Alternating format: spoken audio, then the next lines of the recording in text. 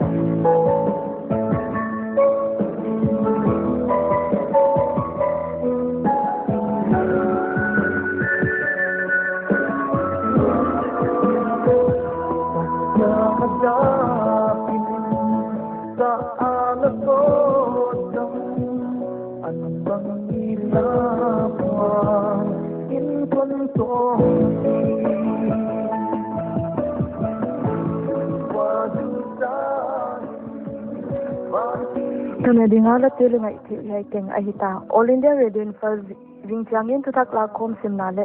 ngai khan bungle alom te apan pupa la ngai na bana steps taken by security in combating COVID-19 to kesaya Lawrence Kemullo additional SP Surachanpur to holding na ngai nai dingu tunni taklam dak le minute somli gin to kitonin ihunu abeita mun chi apai te program ngai teng teng omnuam le mangpha